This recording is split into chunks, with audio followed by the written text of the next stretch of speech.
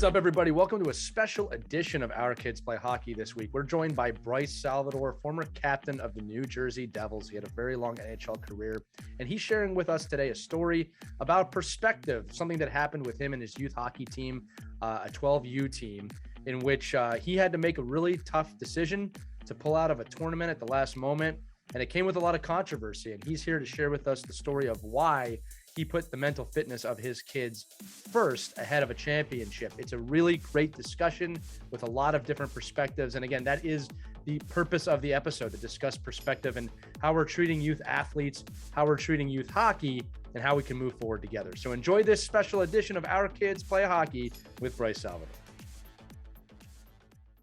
Hello, hockey friends and families around the world. Welcome to a special edition of Our Kids Play Hockey. We'll jump right into it. I'm Lee Elias. That's Christy Casciano-Burns and Mike Benelli. And we are joined today by the former captain of New Jersey Devils, had a great NHL career with the St. Louis Blues and the Devils. Bryce Salvador is here joining us today with a very special topic.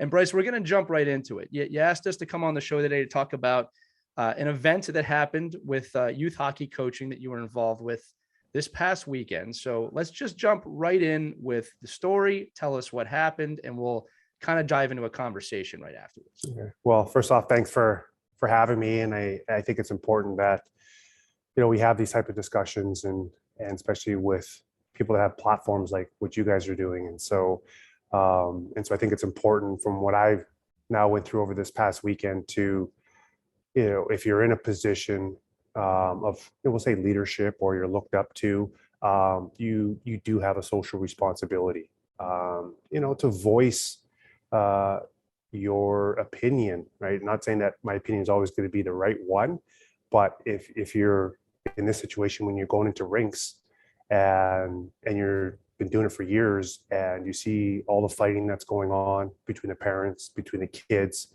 you see the refs getting screamed at, the refs now quitting. There's not enough refs, and everyone just cringes every time they go to watch a youth hockey game. Something needs to be said, and that's kind of where I've come to. And what happened this past weekend, it was just, it's probably one in a million, in the perspective of, we had two kids end up going to the hospital. They're 12 years old. It's Halloween weekend. The first kid is still in the hospital. This is, when we're recording, this is Wednesday. So he went on the hospital on Saturday. He's going to be released today. So these are not injuries that, someone sprained their ankle or took a shot and their foot swelled up, or they, sprained their wrist, or they maybe have a broken finger. These are serious injuries that were traumatic experiences for 12-year-olds. So we had this first injury that happened Saturday morning, right? And the reason why I want to preface the time frame here, because as I take everyone's opinion on my ultimate decision, a lot of it was, well, you have teams that have traveled all this distance to come play. How can you not finish this game? Well, this is Saturday morning, right? We have a kid that ends up in the hospital. We played 2 more games after this one kid that was in the hospital. So we did rally around an injury to continue playing. So that needs, I want to make that point where, everyone's saying, well, it's hockey, it's sports. Absolutely, right? Injuries are a part of life. And I know how to manage those moments, even with 12-year-olds. And so one kid's in the hospital, we play 2 games, right? In the second game, which is now Sunday morning, it's the semifinals. The minute left, we're up 4-1. And, where this kind of all ties into this conversation, parents' egos, coaches' egos. Now you're losing a game against a team that you really want to beat.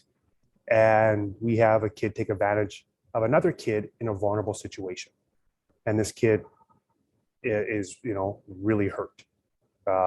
He's on the ice. He's not moving. It's 1 minute left in the game. It's now emotions are going. This is the second kid that our team is now having to see go to the hospital. And what's really important in this situation is the traumatic visual effects that this also has on the kids. Anytime an ambulance comes to a rink, everyone's worst nightmares right, are fresh in their minds thinking, oh my gosh, is this that moment?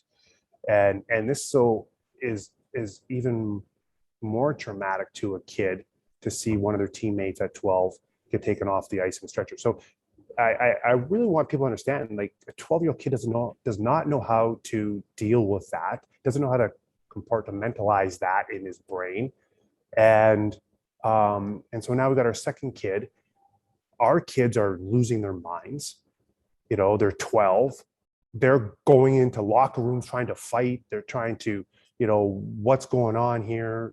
And the refs don't know what to do. I'm sure the other team doesn't really know what to do at this point. And then the parents are getting upset. And so at this moment, I'm like, okay, we've got two kids in the hospital. What are we going to do? It's a championship game. This team came all the way. Our family also traveled. There's money, it's not just one team came. And immediately I just had to process that what I'm going to have to do as an adult to get these kids in the right mindset to play another game. And so we can go into that maybe as this conversation goes on, some of the different elements, but I think to keep this moving along. So I made the decision at that point that there's no way that it would be ethical to put these kids back on the ice. So, and I'm full, and transparent and not being a hypocrite. I've said, like, maybe 3 weeks ago, maybe a year, like, I would probably too get caught up in the emotion, say, you know what, maybe the kid's going to be okay. This is a championship game. We got to play.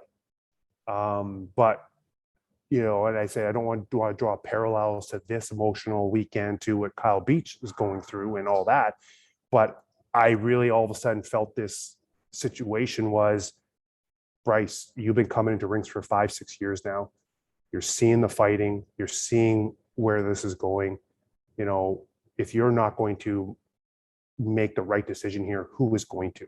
And so that's in part why I said, okay, we can't play this game. It's not right. As I get into the lobby to kind of just talk this over with the other coach, with at that point the rink director, and then later the tournament director, the mindset in the lobby was like, are you kidding me? Like, you're not going to play this game? Nobody was even asking about how the kids were doing. They're like, okay, look, like, how many kids you still got left? Yeah. What do you, like, excuse me? Like, what do you mean? Like, like, physically want me to go count how many kids we have left? So just to put them on the ice to play a game that absolutely meant, and I'm cautious with this, meant nothing big picture in the moment. Yes, 12-year-olds want to play. They want to compete. They want to win that championship game. I 100% get that. But I also saw that when I'm looking across the room, it's all these parents and the coaching staff, and they really want this game more than anything. Right. So at that point, it's just, we were having an irrational conversation with grown adults is saying, like, you're really going to just pack up and leave? And yeah, I am. And after that, you got parents screaming and fighting, screaming at kids screaming at parents. And so I walk out of this rink and I'm like, at that moment, like, I got to say something. I got to do something. Not that I think that anything's going to change overnight. Right. But I need to start having a dialogue with people and just say, hey, how can we change things? So that's kind of the events and how they unfolded.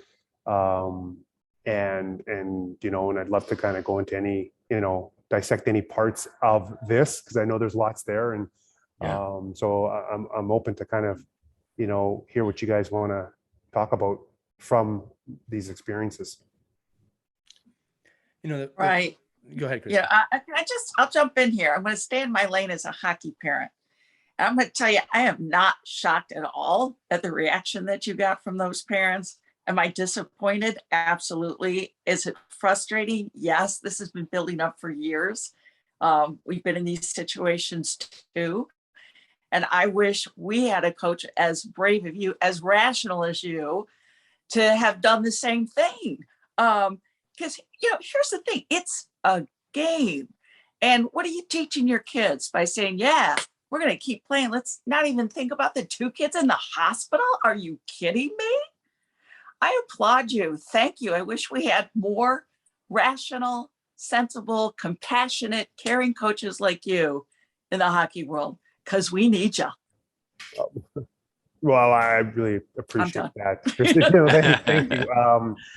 And like I said, and I'm very cautious to not say that I am perfect, that I'm a perfect coach, because I've been in those emotional moments, and I honestly don't know if the Kyle Beach situation had come out had I maybe acted as I did, right? Where I really just thought, hey, like, we just can't keep doing this. And if I cannot pave a path for other coaches to have the courage, nobody's going to, because I'm not, I do understand the position that other teams are in, coaches are in, families, the resources, the energy, everything that we're doing for our sons and daughters. And I probably, if it wasn't me, I don't think another coach would have been in the position to not have played that game. So I think, as I look back, one of the takeaways I hope that come from here is maybe I've created that safe space for other coaches to say, you know what, this isn't right. Now, and I'm also saying that, because it's not that, hey, if someone gets injured, we don't play games. It's not that at all. We're not talking about a kid that sprained his ankle. We're talking about the severity of the visual impact that these kids had. So I want to also preface that. Yeah, and I think, just for context here, right, for the audience, for anybody listening to Bryce and understanding, the level of play that these kids are at, this is the pinnacle of this age group, right? This is all the investment of all these people. So there's already a prejudged, I guess, expectation, right? That parents are like, well, we're traveling from California, from Alaska, from Florida. We're all like meeting together to compete. And I think what Bryce was doing in this moment, which when I really look at it as a coach at any level, right? Forget about this elite level of kid and their kids, is that the emotions now those kids have to try to process if they play. And you see this all the time. The emotion of the kids and the parents and the coach, this situation can get worse because then another kid's going to get injured as bad or worse. Because now, I mean, Bryce used those terms, right? Of, the kids are out for blood. They want to go. They want retribution. The parents have already gotten in their ear, like, you need to stand up for your teammate and show them that you're not going to, take it. And it just snowballs. Now imagine on a Sunday afternoon, what a tournament director and now two coaches have to deal with. Let's thank God that there's two kids that are okay. They were injured, but think about the ramifications of continuing to play and where that could have escalated. And I think having this perspective of saying, let's tone it down. Let's all relax. Let's get perspective of where we're at in the scheme of life here. And how can we still teach and have a teachable moment? To Bryce's point, we're not asking the kids to be soft. We're not asking them not to compete. We're not asking them not to battle through injury. This is bigger and more important than injury. It's really the fact that there's a person in power that has the ability to say, we can go one way or the other. And I can take the fact that my ego is not broken, that I didn't get to bring home a trophy. And hopefully we can teach these kids that, there are ways to de-escalate. And again, they're not getting paid. It's not a playoff game where somebody gets hurt, in the NHL, and Bryce is, coming from that level of play. I'm sure there's a lot of times you've seen players get carted off on a stretcher in your career, and you as an adult have to process that in the locker room as a professional hockey playing adult, and how hard that is to go out and play. Well, Mike, you're exactly right. And that's a perspective that I've lived through and I have. And that was what was also going through my mind when you have a traumatic injury. And you're exactly right. And in those milliseconds, I'm thinking, okay, what I'm going to have to do to the mindsets of these kids to get them to play is not ethical, right? Because there's only two ways. I've been on benches when people have been severely hurt. And when you're paid, you tell yourself it's a job. And you're also being like, you know what? They're going to be fine. there's medical staff right down the hallway. There's an ambulance waiting on site. They've got surgeons, they got plastic surgeons. They're going to be getting the best care. They don't have to drive 30, 40 minutes to try to find a hospital that may or may not take them, right? So it's a different environment. And even, different levels of junior, they're better equipped for injury. So first off, so if you're a professional like I was, it's a job. I'm going to go there. I'm getting paid. And I have to tell myself that, because if your mindset is scared or you're worried, you're going to get hurt, because you need to be aggressive. And so for these kids, to get them to play that next game, I'm going to have to rally them now around 2 players. I'm going to have to protect them and say, hey, you know what? You better be ready to go take blood, because I know if they're going to be scared, they're going to get hurt. So I have to immediately change, like I said, change their mindset to be in attacker mode. And that isn't healthy for a 12-year-old. So then what a lot of people won't take into account is that I'm actually thinking about the other team, because God forbid the first shift, one of their kids accidentally trips one of my kids and it looks bad. They're going to lose their mind. That game will probably take 3 hours to finish. Right. And so you're right, but one of your kids not processing that, and dad's in his ear, right?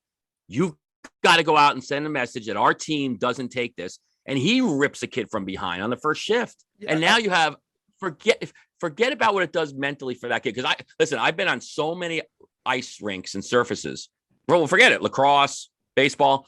When little children, the 12-year-old is little children. I don't care how you classify them in the scheme of selects and AAAs, right? They're children. Hit somebody from behind, injure somebody, throws a ball at somebody's head by mistake.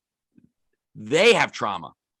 The person inflicting, nobody goes out there trying to hit somebody from behind. I really truly believe that. I think you even said that in one of your conversations, right, Bryce? That you don't think that there's 12-year-olds out there hunting kids down, trying to, cross-check them from behind and break their leg. But when it happens, it's just as traumatic for the kid that injured the player. And now, and again, we don't think, like even when I teach kids to protect themselves going into the boards, I'm like, there's nothing you can do about the person's instability behind you. Like, you need to prepare yourself. So I think, knowing that it's not only protecting your own team, protecting, and it sounds weird, right? Because everybody's like, oh, that's a bunch of crap. You're not protecting anybody else, the other team. But in your world, with knowing what you would have to do at the NHL level, the next period's a line brawl. Yeah. And that's. But I don't think people have to be able to say that's not hockey. That's not real hockey. That's hockey at some point. That's not 12-year-old hockey. Yeah, it's not 12-year-old hockey. And I think that's critical. Like, it's not like these kids, we were playing for the national championship at Bantam, right? Where, hey, okay, people want to win that championship. It's a tournament. Yes, it's important for kids and everyone that came there, and right. But look, we all got our guaranteed 5 games, right? It wasn't guaranteed that we're all going to be in the finals. Right. And so this was going to be the 6th game. Maybe, I know from a tournament perspective, it's tough on them to, have an outcome like this. And so they're scrambling. But we have to keep going back to perspective, right? So at 12 years old, they're not being paid, right? They're young, they're developing.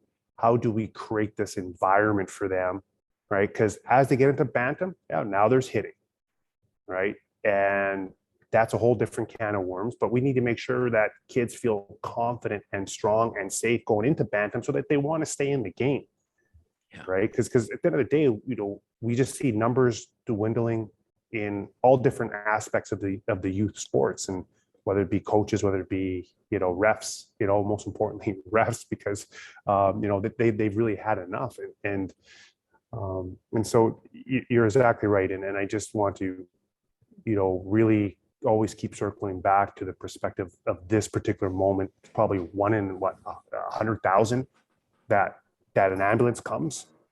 So it's not something that happens all the time. Well, look, this is what I'd like to do, Bryce, because we want to use this as an educational moment too. We're always talking on this show always about how the game is more than just the game. Life lessons, the things you take from the game to grow as a human being are just as important as winning. And this is something I want to say, even if it was the Bantam National Championship. All right, here's the deal. What you've done here is you've created a moment, an inspirational moment that no one would have remembered who won this tournament 10 years from now, but every one of these kids is going to remember that you did this. All right. And as they get older, and hopefully the parents too, they'll start to understand more why. We're also, and you've alluded to this multiple times, we're living in a time period now where mental fitness is starting to come to the forefront of a lot of conversations, whereas even 10 years ago, it didn't. I mean, it's one of the issues with how the Kyle Beach situation happened, is it was not top of mind and it was handled poorly for that reason. Now mental fitness is at the forefront of a lot of conversations. See it with Simone Biles, we've seen it all over. And you had a moment of clairvoyancy where, and this is what I want to dissect so the audience can understand, and you've been doing this. Let's look at the minute by minute here. You weren't just thinking about the players that were injured. You weren't just thinking about your own players. You weren't just thinking about the other team. You're thinking about all of it, one piece at a time. And I think we should walk through that to really educate any coaches or players or parents listening of how you came to this point. Right. Because one of the things I loved in your article with The Athletic, you should all read that if you haven't had a chance, is you're talking about these are pubescent kids. At 12 years old, I couldn't control myself off the ice, much less on the ice. Right. And that all played into your decision. So if you could, just for the listeners, let's really dissect the moments of this decision. Right. And how you came to this point, the things that you thought about, and how you eventually landed on this. We are not playing the game. Yeah, well, it really starts with, the first injury. We had a kid go hard into the post. He's trying to defend a goal from happening, hits the net, goes, really hard. The wind's knocked at him. Kind of comes to, right? And the first thing he says when he comes out, he's like, "Did they score?" Right? And I'm just like, how sincere and the caring for the team over himself first was just priceless. And those are just type of moments, right? And this kid was tough as nails. He finished the game, right? Then we find out that it's more serious than we actually thought. And like I said, he's just getting out of the hospital today. So right off the bat, this was the last game of the round robin. So just for everybody, what a coach goes through now, we do what we all do. Okay, well, we have an injury. We're using this as a rally moment, right? So, we get this player's jersey, we hang it up in the locker room. This is for him. Kids are touching the jersey, they're going out.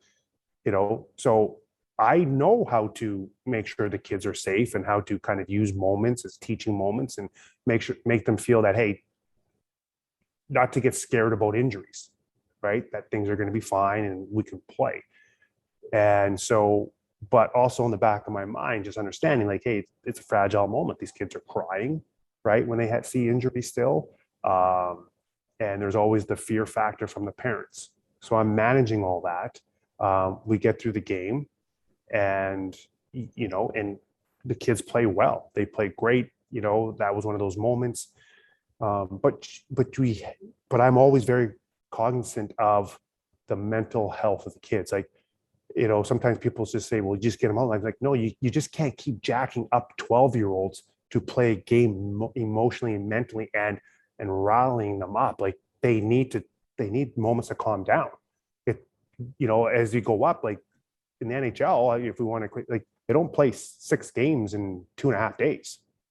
Right? You mentally, energy, emotionally, you can't stay that high in the moment that long. It's not healthy. So and every day doing that multiple weekends in a row. I mean, it's not like it's one tournament a month. Yeah. So just alone, when you think about it from that perspective, how amazing our youth are that they are able to well, maybe some people say they're not playing at their highest level, but are able to play multiple games over multiple days and be effective and just be amazing at times. But we also have to know that, okay, they also need to come down. So, so Lee, so that first moment, that's already in the back of my mind. Okay, so they played well, Right. everyone responded well. So now we're going into the semifinal games. Bryce, I do want to Yeah. note, just from what you said, again, just kind of walking the audience through this, that the mental health, again, was there from the start, right? So you're already managing that. You're already considering that. The question I have for our viewers and listeners is, how often do you do that, and how do you compartmentalize it? Is it just about winning, or is that? So we already have a milestone here of mental health being in the picture. All right. So go ahead. Yeah, well, and look, I think what's fair to say is, maybe I should say, like, I just all of a sudden it just wasn't there. And if I really go back several years, like when I really got involved in youth hockey, Lee, is now that I've learned so much by making mistakes, right, to where I am now. That's, in part of probably a lot of why I was able to really process the emotion and the situation that these kids are in. Right. Because look, I always had the mindset of, trying to have, a very strong team, which we do, so that the environment of these kids that are practicing, I'm all about practicing, not so much about games, about practicing. So if you have, kids that are in part, like pretty much all the same skill set, you can have a lot more development. And what ended up happening through that is the team became really strong. I had lots of players that wanted to come play on my team. Once everyone, because at first people didn't think I could coach, and then they were scrutinizing me that I couldn't coach, which I tell everybody, you're exactly right. I didn't know how to coach 6-year-olds and 7-year-olds. I learned quickly. But what ended up happening as I started to get really good players all wanting to come to the team is, you started to see the anxiety and the mental exhaustion from kids of always having to be their best. So over the last several years, my team's been very strong. Every team is using, my team as the gold standard. So every time we're playing, these kids are playing their Stanley Cup game. So I started to understand, like, Bryce, okay, like, geez, when you're in the NHL, like when you played an emotional game, like you're exhausted mentally. And then I started realizing, like, geez, these kids just played a team that was lights out. Like, and I was like, and then the next day I was like, why aren't you skating hard? Why aren't you this? And I started realizing, like, holy cow, Bryce, they just played a Stanley Cup game, right? I was really trying to equate it. And people may laugh at that and may say I'm losing my mind, but no, I started to realize, which on one side I thought was great from a development perspective. So, and what I mean by that is I started seeing that every team that we played, it became a real great game, a great development game. Kids on the other side were elevating their game. Goalies were playing best. The coaching staff on the other team, they were making sure they were prepared because they knew if they're going to play, the team that I coached, that, hey, we got to be good. We got to make sure everybody's focused. And so it was a really good game from the development perspective, from that element, right? Like, maybe some people have different opinions on that, but I really saw, wow, this is great learning environment.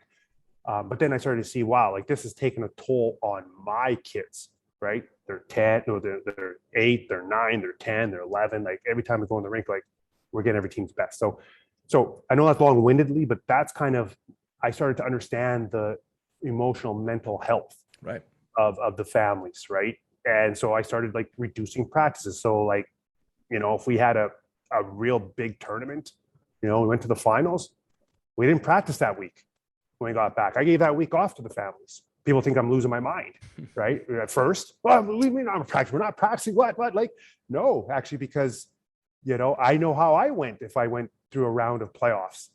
I needed to shut down for a couple of days.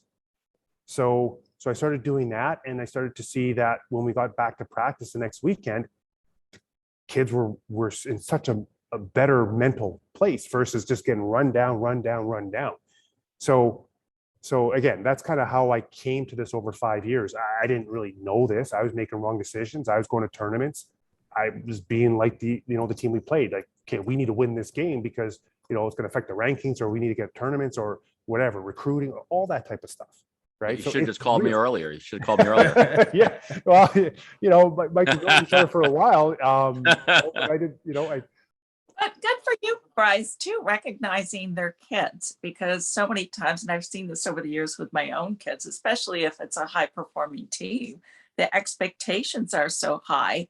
And the coach sometimes loses sight that they're still children and they needed to be treated like children, not as, NHL stars who need to show up and be on time, and let them be kids. Good for you to and Christy, recognize I think it's a great way to view it too, because at the highest levels, let's call it college, major, junior, pro, they gear it up. It's geared up Thursday night, Friday night, Saturday night, and then they're done. Right. Not Friday night, Saturday morning, Saturday afternoon, Saturday night, Sunday morning, and then back to practice on Monday because we have another competition. So it's huge for these kids to be able to, I mean, mentally and physically, but that physical fatigue adds to the mental fatigue, and this adds. And then what do you do, Bryce? Right, as a coach, now Monday's practice, they stink. You get frustrated. You're screaming and yelling at them because they're not making passes and they're not paying attention. But how could they? I mean, they just played 3 Stanley Cup games in a row. And I think that's where, I was a coach, like, you love playing the team that had to play that high game, right? Because like, wow, now we got them on the game where they won. It was such an emotional win. We might get them now because they're emotionally drained. Yeah. Now imagine doing that for 23 weeks in a row. And I think that's where the perspective comes from, not only somebody that's played at the pro level, but somebody that is watching their children, your child, and other kids, other people's children, and saying, I feel exhausted. Like, what do you feel like? And I think if you really ask a lot of mom and dads, they're exhausted, but they just don't know. They don't have the capacity to sit in that hallway after that game and say, Bryce, my kid is mentally exhausted. I'm leaving the game. Right. Especially if they get a taste of winning and succeeding. And, it's hard to step back from that, it's like an addiction. Oh, well, we got to keep working them hard. We got to keep getting up. We got to do this. We got to do this. Look at us. Look how great we're doing. Yeah. And it's hard to step back and say, whoa, time out. I want to remind everybody too. They're kids. Yeah, I want to remind everybody too. 18 down, you're dealing with a lot more than just hockey. All right. A lot of these kids might be playing multiple sports, so they're getting this from multiple angles. Bryce, you're talking about 12-year-olds. Look, at 12, I had a lot on my mind. Okay. A lot of new thoughts coming to my mind that had never been there before. There's a lot going on. And, one of the things that, and Bryce, I want to jump back to you on this, is that I hear this a lot from parents. Well, I did it that way and I turned out fine. And you know what? You're not fine. You just don't realize it. You screwed up. Yeah. Like it's one of those things of, and Bryce, look, this is one of the things I love is that, you made yourself vulnerable there. Like, look, I didn't know what I was doing when I started. I had to learn. We don't say things like that enough, right? We don't say things like that. Oh no, I turned out fine, but you're not. You're not. You didn't put your mental fitness anywhere on the charts. I'm not going to even say first. And the thing is that we get so focused on winning and the grind that then we get into the real world after 18. Again, Bryce, obviously you went to the NHL, you work into the civilian world and we can't work with each other. And it's always about the bottom line. It's always about winning. We don't take time to even care about each other. Right. So again, I'm not trying to expand this into something bigger or a bigger conversation. I'm just trying to say you took a moment of pause and reflection. You used your experience and said, okay, we're not fine. All right. So again, everything you're saying is great. I love that we're dissecting this, like almost documenting it. Right. Let's go to the moment now. Again, the second injury happens. I want to reiterate, you said these kids are not controlling themselves. They're out for blood. They're mentally compromised, right? You probably are mentally compromised. The parents are mentally compromised. So walk us to the moment of that decision of, was it a gradual kind of coming to of like, I don't think we should, okay, I've decided this, or was there a snap moment where you said, we're not playing this game? And then I do want to dive into the reaction, not to call anybody out, but I think that's an important part of the story. Well, yeah. Well, look, the moment was, I'm holding, this kid's hand, right? The mom comes on the ice, they're crying, and you don't know, you're like, all the worst possible thoughts are going through your mind. Right. Right. And then you're kind of like, if I'm being emotionally impacted in this, I can't imagine. And if you talk to my wife, she's like, I show no emotion, right? So if I can get emotional about a situation, I can only imagine what everybody else is going through. Yes, it's isolated to our team, right? The other teams are like, hey, yeah, injuries happen. Okay, I appreciate that and understand that, but it's my responsibility to protect my team. And so at that moment, then I was just like, there's no way I'm going to try to downplay this with my players. Right. Because that's not the right thing to do. Then I later find out. So I said, this game's got to be called off, forfeit it, however we're going to do it.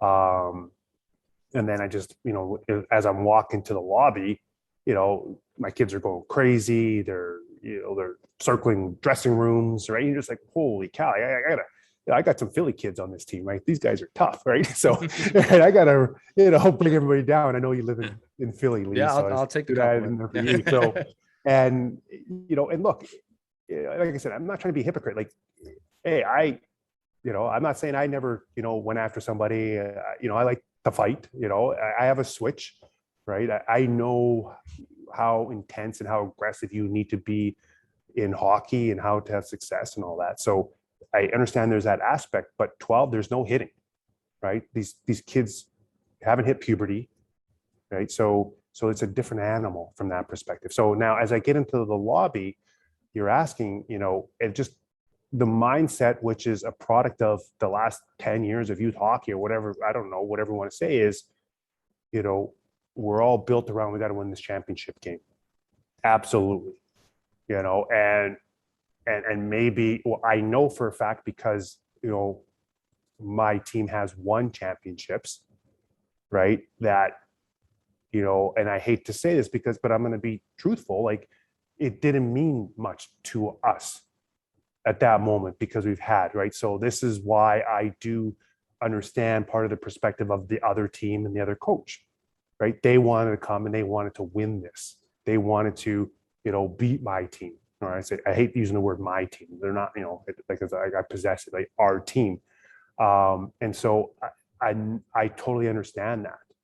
Right. But it's when you're talking to somebody for 5-10 minutes and you really can't get through to them that like the game is going to happen, where you have to start saying, hey, like, what if it was your kid right on the stretcher? Right. And then when you start talking like that, you start to see a little bit of thinking going on, but they're still not getting it. It's like, you're still going to leave. Yeah. We're concerned about the kid, but you're still going to leave. Right. So at that point, I just realized, like, if I cannot really stand up and almost not get bullied into playing this game, then no coach will ever be able to. Right. And it's not to you said, Lee, not to single out the coach or the parents and all that. It's because I totally appreciate. Yeah. We're not trying to call anybody out, and I don't think you are either. So I just and I don't think the emotion of the other team is the same. It's your family, it's your kids. You're with them every day, right? And you're in the locker room and feeling the that bubbling up. Like you're closest to it. I wouldn't expect the other team or the other coach, the other parents. They weren't even in the room. I mean, they were in a different rink, probably playing in a different game. They didn't experience the trauma. You watch it on live bar and you don't experience the trauma. You're like, oh, Mike, wow, that could really got hit. Me, guys, what bothers me about this, and Bryce, you said it earlier, and you wrote this in the article, is that the first question was not how is the kid doing. Yeah, that freaks me out. All right, and again, I might be just in the mite level. I've coached at different levels, but when someone gets injured, I generally care. Like, is that person okay? And I know a lot of coaches, by the way, and parents do that. Right? I'm not saying this is isolated, but that freaked me out a little bit that, that was not done. Can you talk to that for a minute? I'm not trying to put the other coach on the spot. I really want to keep saying that, but that bothered me a little bit. Yeah. And, and look, it's, what I honestly thought was going to happen was going to say, like, was that, hey, we've heard you had some injuries. how's it going? How are your players? Like, do you think that this game is going to happen? We're hearing that you're not playing. Hey, it's October 31st. Right. My team really wants to play you guys. We're going to see this team again. Like, there's months, right? There's more tournaments.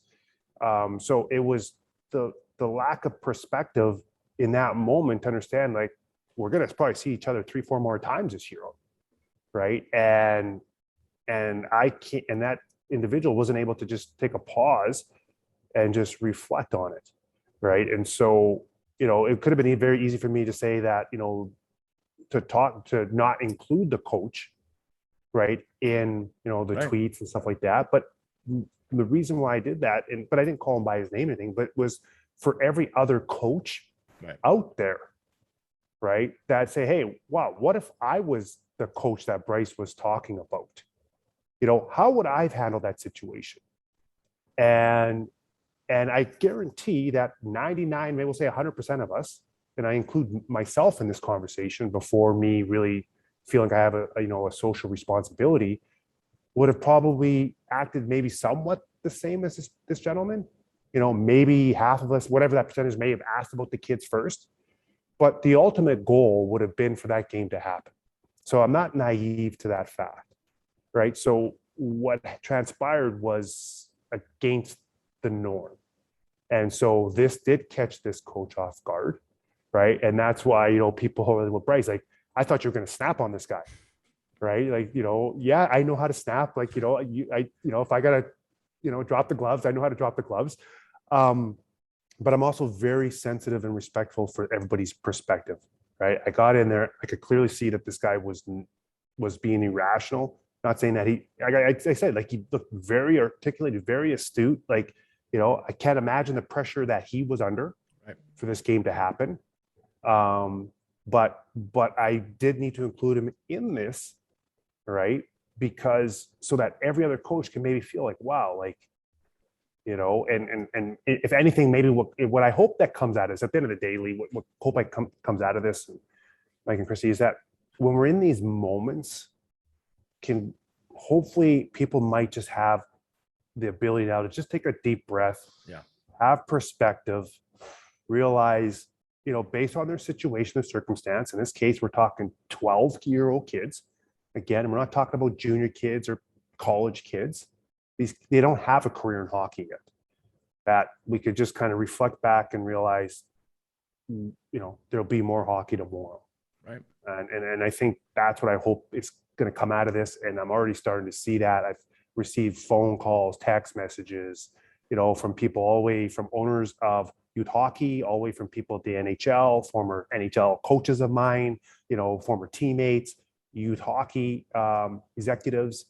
So that tells me that, people do want to find ways to provide more perspective to everybody.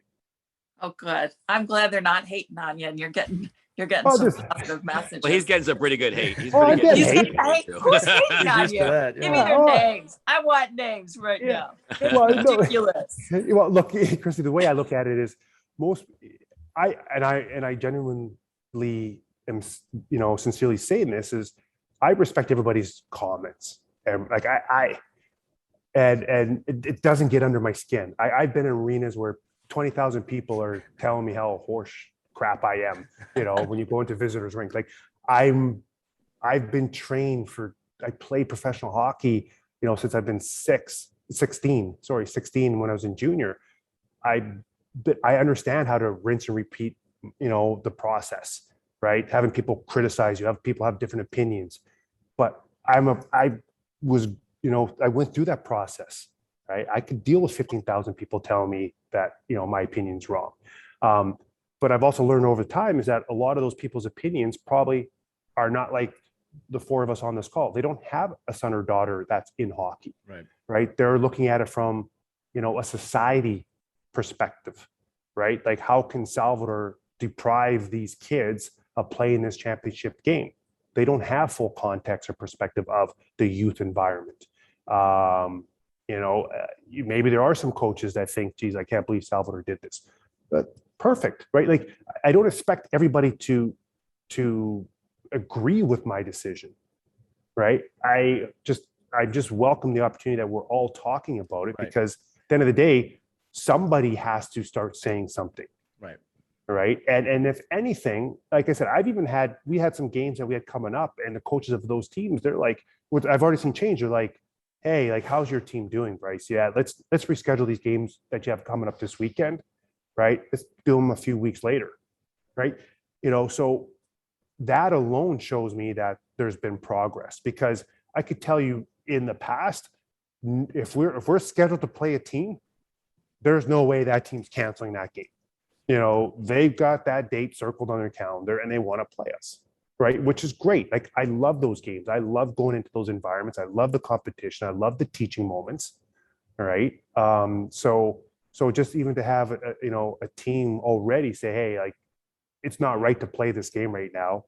It's early in the season. We could put this game on the schedule a month later, right?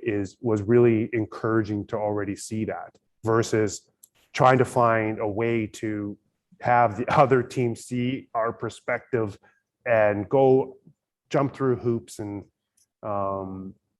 so, it's encouraging, the response that I've seen so far. And it should always be kids first. Always should be kids first. You should never put a trophy before kids. Come on. I used to laugh at, I still do, when you'd see like a team down, like, oh, they're missing their starting goalie and their best defenseman, like, ooh, let's play them now. Like, this is the time we can beat them. I'm like, no, don't you want to beat them when they're fully ready? Like I want to beat the team that, like, it's not like, like you said, it's not, in the NHL level. Okay. If the Devils lose their 3 best players and you can get them on the next day in a playoff game, yeah, great. Let's play them. Let's get them when they're down. But at a youth hockey event that you have the opportunity to play, the best versus the best, I mean, that's what we should strive for, right? And we should strive for the fact that, I think you're such a high profile person in this situation with a high profile team, and let's face it, a high profile tournament. When in the scheme of things, I do think this happens a lot. I think there are enough coaches out there at sports level that see these kind. This is not and I've read the comments on Twitter and some of this is not a boo-boo. This is not like a kid that got hit with a shot and then you're like, oh, he can't play. He's really just, doesn't want to get in the game. And my kids are traumatized. This is a major, major event. And I think it could happen. I'm thinking about all the tournament directors that are cringing right now saying, oh my God, guys are going to be getting out of games for a lot less than this. But I think in the whole realm of what we're thinking about, I think one of the big keys here is your kids, your children, and your families. That's all you're responsible for. And I think being responsible for the other team is obviously noble, and that's great. And thinking about, okay, what's this going to affect when we go on the ice against these guys? But what's the great thing about coaching is that you should know your kids. You should know their mental health. You should know when and how to push their buttons. And I'm sure there's a way for you could have got in there and be like, oh, boys, okay, this is our chance. We're going to do one for Johnny and we're going to go out there and crush these guys. But there's a time and a place for that. And maybe if it's a different situation, if it's a misconduct, like where a kid is, says something to one of your players or mouths off, it's a whole different situation. It's a different way to motivate kids. And I do believe that too. You have to have grit. You have to have passion. You have to have an edge to play at that level, at the highest level. I don't think anybody's saying, and I hope nobody's saying and misrepresenting that this is taking an edge away from kids. I think it's teaching. It's just a way to teach them how to control that edge and where that edge is. Yeah, where that edge is, where there's a fine line. And look, which a lot of people forget through all this is we already have one kid in the hospital before this incident. We are already playing down. So it's not like, and we just beat a team that's a top 5 team, based off, we're going off rankings, right? So it's not like we're trying to avoid playing the game, or we already have we're already down numbers, right?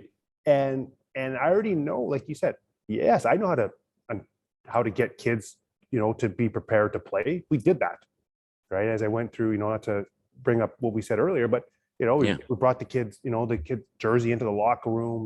We made it a special moment, right? That's all part of the learning process. Those are moments kids need to understand, right? Because it's going to be all the way through all the locker rooms as they get older, right? How do you rally around a situation, right? But perspective. Right.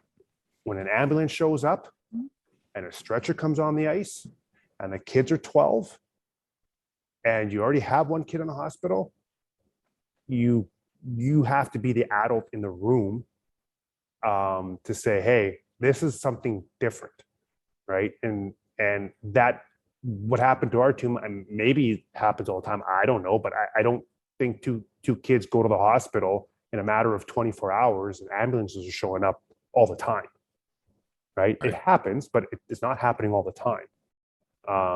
And so, so maybe if anything, tournaments maybe definitely have a backup plan. Maybe, it's in hindsight, maybe there's a way we could have got the team that we just played to play the final game. Right. Yeah, right. Right. Like, that's what I thought at first. I'm like, why isn't just the other team play? Yeah, right. But the problem with that, Mike, was it was so chaotic. Right. So it was so chaotic in the locker rooms and in the lobbies that nobody had any rational thought process to say, oh, well, okay, there's still some teams here. Maybe this other team wants to play. Like, if it's genuinely about playing the game, right, and putting these kids to have a championship game, right? Well, there's another team that could have filled in, right? And we can, all, not be maybe having this conversation. But look, things happen for a reason, and and it, not saying that I wanted to be, in this situation, but now that I'm in it, and now that I see the response, it just, I'm, as bad as it may sound, I'm happy it did happen to us, because I really now see that I don't think that there would have been probably another coach had he not been, a former, NHL player, or some former captain, had been with the team for a while, had a strong team that's been in that position for many years to say, what, this isn't going to happen. Right. So when all those things come together, it seemed like it was kind of a situation that was, meant to be. Right. It's so easy to lose perspective. A couple of questions for you.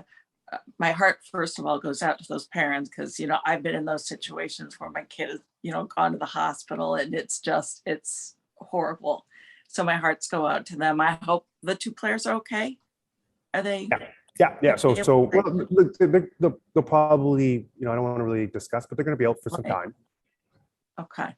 Good, because but they're going to recover. But that's my first thing. I'm just worried about those kids. It's like I can't stop thinking about them. And also, so when you go forward now with the rest of the teammates, you really have to explain to them, or maybe you don't, and they probably get it, right? Why it was important to rally around their teammates.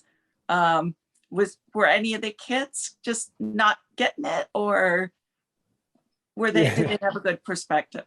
Well, I was pleasantly surprised to be, that every parent on my team, no one even questioned it. It was actually assumed.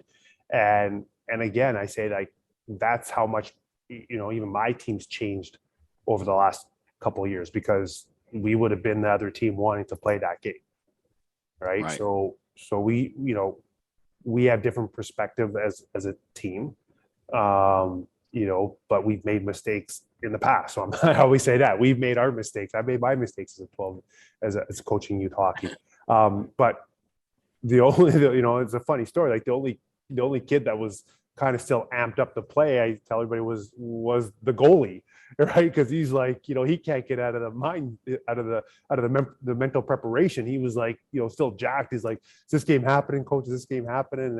And then finally, when he found out it wasn't happening, you just see him, like, his shoulders just like, oh, like, there's more relief. Yeah, it's a goalie, right? That's that's what makes them different, right? There's and so, but everyone says, I absolutely could have had that team back on the ice, and the good and the bad of part of kind of who I am.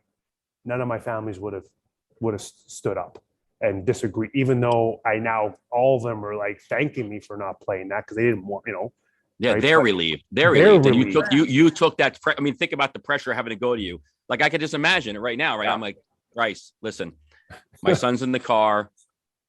My wife is like, there's no way he can play this game. And a lot of coaches be like, well, how's he ever going to get through adversity? How's he going to fight? How's he going to learn that, well, that's it. Yeah, And I think just the ability to, that is hard. It's hard for because you have a bunch of parents that are all looking around. It's almost like the old, when you get your manager saying, all the parents are saying this. Well, who's saying it? Nobody's saying it. Right. So it's the same thing. It's like, listen, we don't want, we thank you for not allowing us to play, because now it's on you, right? Nobody's tweeting about your parents. Yeah. They're on you. And I think, but that's, hey, listen, that's the responsibility too of the position you're in. Exactly. Right. And that's what I've also learned over the years is, how much, the parents need the coach, to make the right decisions. And how much power the coach does have. Right. Right. And it doesn't matter how many times I tell my parents, hey, like you can, and I know I don't follow the 24-hour rule of my team. I'm like, hey, if you need to talk to me. Like, I don't want these issues festering. Right. And sometimes, I cringe, because I have that policy, but I've also saw that, it's a little bit different, obviously, in our environment, that you can put out some fires that way. But even families that I've been with for years still find it uncomfortable to really want to have an opinion or voice an opinion, especially something like this where, you're making decisions for, a rink, a tournament, right? The team that you're supposed to play, your team, everything. It's a big decision. So I'm not diminishing that, right? And you said earlier, Mike, just like all the tournaments, and they're like, holy cow, like what's Bryce doing here? And right, but at the same token, when you talk to these tournament directors or you talk to different guys, they're like, we can't get any refs, right? Oh, we can't get any refs. You hear that all the parents are going crazy, right? Like, in this, and look, and even in this particular tournament, and I haven't even mentioned this part of it was, I don't know if it was Friday, the week before, we have a close contact, COVID contact, go through our team. We find this out, right? I think it was Wednesday. So we might not even been able to go to that tournament. Because, right, like we scramble, we cancel practice the whole week. We're scrambling to get everybody COVID, like with COVID tests, just so that we don't go up there and bring COVID. Right. So we didn't know if we were going to make it to there. I'm talking with the tournament director. He's stressed out. We're all stressed out because I know that a lot of those teams are coming there. They want to play the team. All right. And so like we're like, even just to get there, right, was a whole drama in itself. Everyone gets COVID tested. All the families get COVID tested. Everybody's negative. Like, thank the Lord on that one. Right. So we were even to get up there, it was just a nightmare for our team. And then all these other events. And so, like I said, it's, there's a lot going on with everybody's team. And so again, I just keep going back to the perspective. There's no way, I'm not saying, hey, we got to change culture and everything overnight and all saying the system's completely broken. Look, it's just these particular moments, understand your environment, the kids, the ages, who you are mentoring, and just make sure that you're making appropriate decisions for them. And by no means am I saying, hey, we got to cancel games because kids are injured, right? Hey, if ambulances are showing up, right, and you're dealing with a pre-puberty team, so probably 13 and under, then I hope some people will really maybe weigh the situation, right? But hey, if you're a junior and you're older and, those situations happen, kids, they're more mature. They can handle those situations. They can handle the emotions. They can realize, hey, like, just because I'm upset, I'm not going to go try to kill this kid. Yeah, but Bryce, it's not the game. The game's not the next day and the next week. It's the next hour. Oh yeah, it's not. Again, if it's the next day, like you did on Saturday, you had an injury. Yes. Okay, we get it. And again, it wasn't an injury where the kid hit the post. You're like, oh my god, and we didn't even know he was hurt. Until after the fact. So there's so many lessons here. I mean, forget it. We could go on. I mean, I realize we could go for days, right? Because it's just a matter of saying, well, we want our kids also to be able to say, listen, I'm hurt, coach. Like, I'm really hurt, not hiding it and saying, I've got to play this game, that I've got to rally for the team. You want a level of that, but we also have to have the ability to say, you're hurt. Like, I need you to be a healthy adult. I don't need you to be an elite 12-year-old that is now injured for the rest of their life. Or, and I think, and again, because I played, listen, I remember I played a game. I look at my parents. I'm like, how the hell did you let me play this game? I had a broken rib playing in a state championship game. And the doctor was icing, spraying frozen or whatever, the freeze stuff on my ribs, saying you could get through it. Like, I could have died. Like, I would have never do that. But it's just perspective of where you are in the moment, and nobody being able to say, it's not that big a deal. This is not where I want to go. And I think it's so refreshing to be able to have you be there. And then maybe we can just sit back and say, okay, well, what are the little things we can do to create a better culture in small increments to get back to some reality here. And it's just the starting point is saying, I'm not playing, stepping away. Right. Let's reset and live another day. Evolution takes time. Evolution takes time. And like I said, Mike, you grew up in that era where broken rib was an hour-to-hour injury back at that time. like insane. Yeah. Look at concussions just 10 years ago, or 15 years ago, where that was a day-to-day injury. It's not anymore. And Bryce, what you've done here, like all evolutions, you've created a conversation that needed to happen, right? And I also love that you're saying, this isn't going to change overnight. I'm not asking it to. But the conversation's there. And you tapped on this a little bit, but kind of to kind of round this episode out, you've created the conversation. Where do you want this conversation to go? Or where do you hope it goes?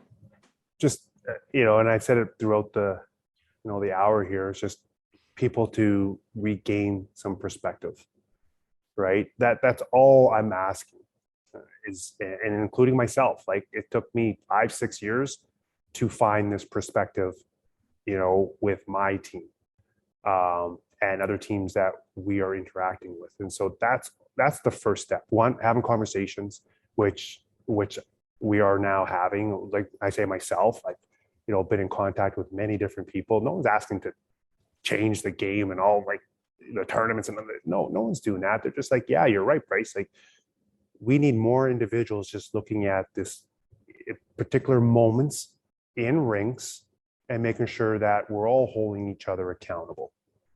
And that's the first step, because, if not,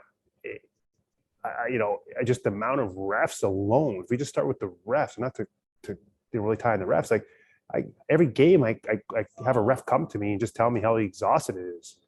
Right. And, and that they don't want to ref anymore. And the we're begging refs. We are literally begging refs to do games, right? Because they don't like the environment. And so if we can't get the environment to change, then we're not going to have refs. Right. Right. And I've now had some games where we've got one ref. And it's a competitive game. I already know, like, oh my gosh, like this is going to be a disaster. Right. Because, I just cringe. Like, it's like, if anything, I'd like to pull out of those games, right? Because, one ref and the poor, individual can't even keep up with the 12-year-olds when it comes to skating. So we had a nice conversation with your friend Kerry Frazier just about that same subject, just about, how do you expect, like, you look out and you're like, are you the only one here? Like, this is not fair to you. Like, do you know what you're going to get eaten apart here? Like, not by me, but I said, this is not going to be good for you. And I think, we have this conversation, like, do we really need, 17 games on a weekend where, like you said, it's the same ref over and over and over again. And you're the guy that gets that ref on his last game of the day. It's think about how mentally taxing it is for him or her. I mean, it's, but you're right. It's just, there's so many facets to this that I love where the conversations can go. I think for me, it was like following what the conversation was on Twitter, the negatives and the positives, and then being able to read that and then seeing your article in The Athletic. I think it just gives, I hope that people can see the totality of this and then understand that, to your point, nobody's trying to tell you can't have tournaments and rankings and it's not win at all costs, but let's understand the role we all play as adults in this, and as educators and as teachers and as trainers, and just understand as a bigger, we have, I think, just a bigger responsibility for what we can do with our kids. Absolutely, because I'm not going to sit here and say I don't want to win. I absolutely want to win. Do I want to have a competitive team and mentor these kids and help them along their path? Absolutely. And so, but we just gotta. I just saw that this weekend. That the perspective was we can't play that final game. Yep. Bryce, this has been a really great hour. It's really educational, inspirational. I want to thank you for doing what you did. And I don't think in any way that was easy. I just think you're a trailblazer in so many ways. This is another one. And thank you for creating the conversation that needed to be happening. It clearly needed to be happening because it's happening. It's happening right out there right now in the digital world. So thank you so much for being here today. Yeah. Well, thanks for having me. Just I appreciate the time. I think some hockey parents out there who might have been in the camp against you guys walking out and not playing and sending a strong message need to do a little soul searching, right? It all takes time. That's, and that's just kind of also my perspective, Chrissy. I don't like to 100% judge people. They'll make their decisions on their terms and their path and their journey. And like I said, even if we help a few situations, we're all for the better. I agree. Well, Bryce, thanks so much for being here, and listeners, watchers, thanks so much for being with us. This is going to conclude this edition of Our Kids Play Hockey. Obviously, check us out, ourkidsplayhockey.com, or wherever podcasts are heard. And if you want to jump in this conversation with Bryce, he's on Twitter. He's all over the place. Check him out at Bryce Salvador. That's going to do it for this one. Have a great day, everybody. Thank you.